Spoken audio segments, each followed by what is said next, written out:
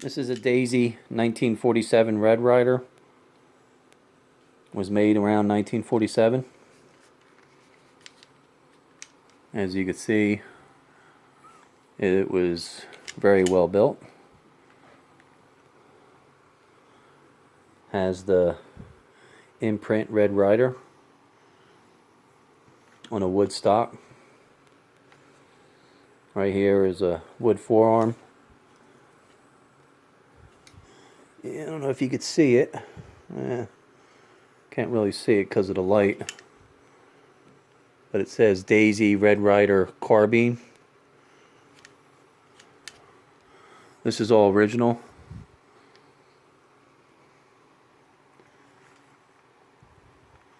Has great patina with some mild surface rust. Now you could take a triple steel wool or number 4, 0, and go over this with oil just lightly, just to get some of the little bit of surface rust off of this.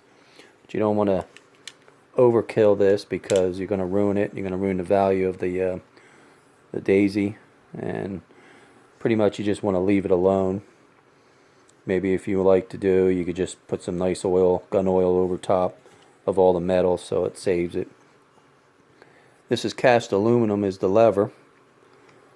The 1945, I believe, is when they came out with this model, the Daisy Red Ryder. This was actually cast iron. This lever here. Some people call it levers. I call it the lever. This has the original bolts and nuts through here. A lot of these today, if you could find them, which are extremely rare, they actually replace these bolts because they have come loose from previous use, and they'll just put newer ones in here. And they still ask $150 to $200 for them when they're not 100% original, even in non-working condition. This one works. Now I'll show you how to load it. See if I could do it with one hand. Right there. Just, turn that. Empty the BBs in there. I was told it could handle up to 1,000 BBs. I'm not quite sure. And then you just cock it. Let's see, I don't know if I can. Just same thing as a lever. Hold on. Oh, let me see if I got. There we go. So I just actually pulled this all the way back. Hold on. Pulled this all the way back till it clicks. A little rough doing it with one hand because this is, for 1947, this is very strong still. It has its nice spring action to it, which is really cool. It's not worn like a lot of them are. So there's nothing in it. I made sure that, a dozen times. And then if you want to hear it.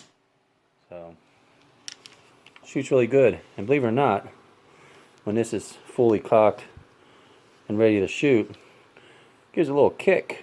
There's enough pressure there that it just gives it a little kick. So it's still in good working shape. Might not be completely new looking because it's been used, but not a whole lot. The wood's in pretty good shape. The older ones, like a 1945, had the copper band here and a copper sight. But of course, like I said, this was made around 1947. They did have a little piece of leather string here, looked like a leather shoelace guard for the carbine for the saddle.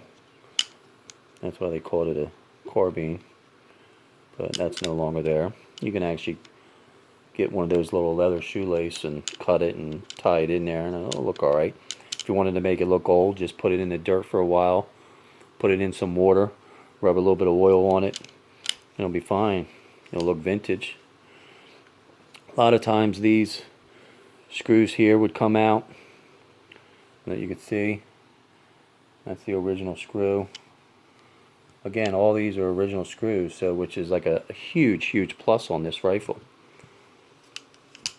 And then if you want to take it apart and clean it, what you do is, well, I'm not going to take the whole thing apart, but you know, you can unscrew this thing.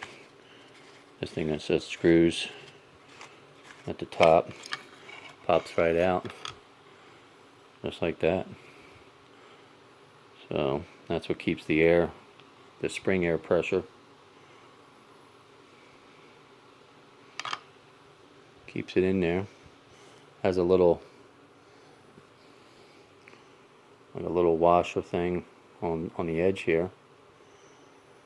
I don't know if you could see it. Actually, it's missing. Looks like it's missing, but it still shoots. Shoots really well. So you could put a little bit of, you could put an O-ring on there. But you know, they're still available. Those little O-rings. You just stick it back in here. Push it down.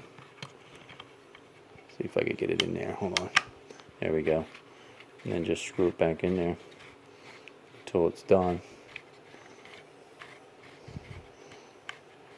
One more. Right there. So it's a pretty cool setup. It's not like these. I did show you, I think, some BB guns online. I'm not quite sure if I made videos of them.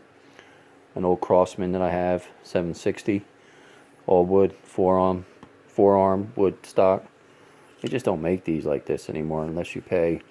I mean, you could get some real powerful BB and pellet guns today, but you know, they're still made out of wood and metal. But there's something about the older ones.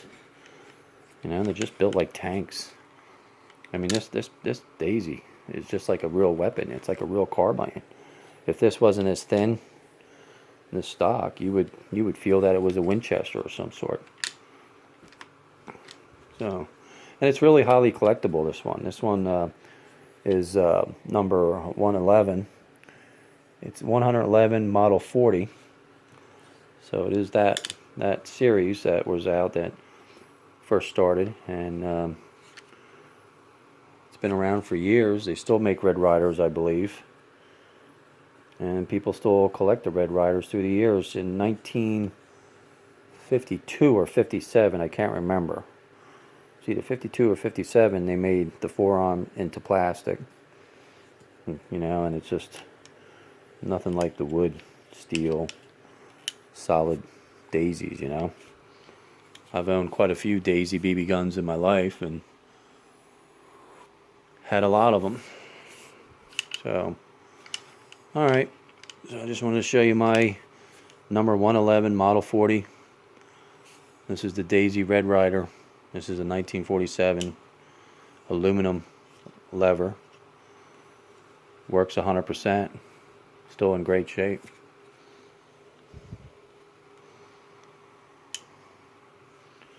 See ya.